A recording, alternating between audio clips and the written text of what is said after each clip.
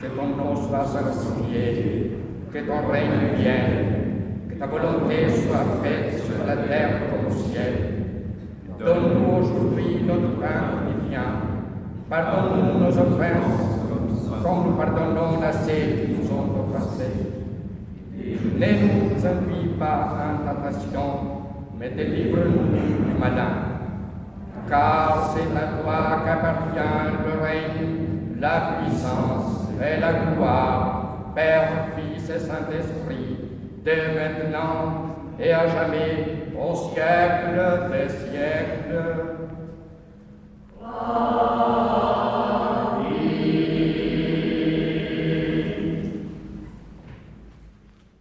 Genèse, chapitre 11. Toute la terre avait une seule langue et les mêmes mots. Comme ils étaient partis de l'Orient, ils trouvèrent une plaine au pays de Shinéar, et ils y habitèrent. Ils se dirent l'un à l'autre, « Allons et faisons des briques et cuisons-les au feu. » Et la brique leur servit de pierre, et le bitume leur servit de ciment.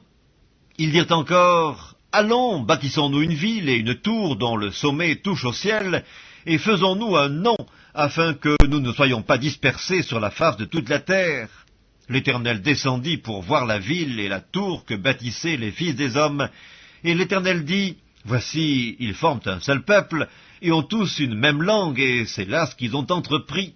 Maintenant, rien ne les empêcherait de faire tout ce qu'ils auraient projeté. Allons, descendons, et là, confondons leur langage, afin qu'ils n'entendent plus la langue les uns des autres. » Et l'Éternel les dispersa loin de là, sur la face de toute la terre, et ils cessèrent de bâtir la ville. C'est pourquoi on l'appela du nom de Babel, car c'est là que l'Éternel confondit le langage de toute la terre, et c'est de là que l'Éternel les dispersa sur la face de toute la terre. Voici la postérité de Sem. Sem, âgé de 100 ans, engendra Arpachad 2 ans après le déluge. Sem vécut, après la naissance d'Arpachad, 500 ans, et il engendra des fils et des filles. Arpachad, âgé de 35 ans, engendra Shélak. Arpachad vécut, après la naissance de Shélak, 403 ans, et il engendra des fils et des filles. Shélak, âgé de 30 ans, engendra Héber. Shélak vécut, après la naissance d'Héber, 403 ans, et il engendra des fils et des filles.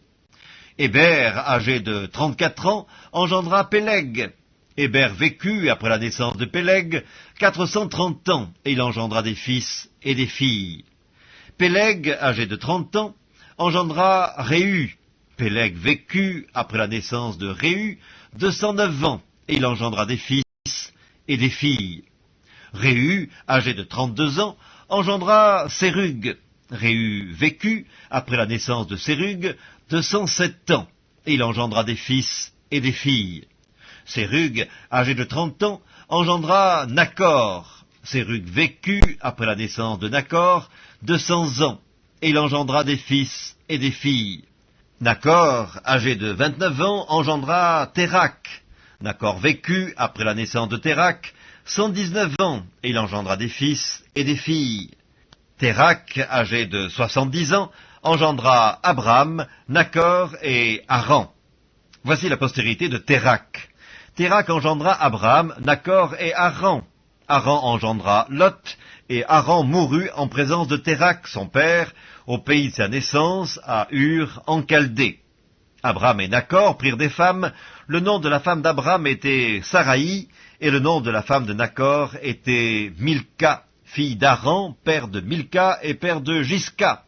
Saraï était stérile, elle n'avait point d'enfant. Térak prit Abram, son fils, et Lot, fils d'Haran, fils de son fils, et Saraï, sa belle-fille, femme d'Abram, son fils. Ils sortirent ensemble d'Ur, en Chaldée, pour aller au pays de Canaan. Ils vinrent jusqu'à Charan, et ils y habitèrent. Les jours de Térak furent de 205 ans, et Térak mourut à Charan. Je chanterai, Seigneur, tes œuvres magnifiques, ton auguste pouvoir, ta suprême grandeur. Au concert de tes saints, j'unirai les cantiques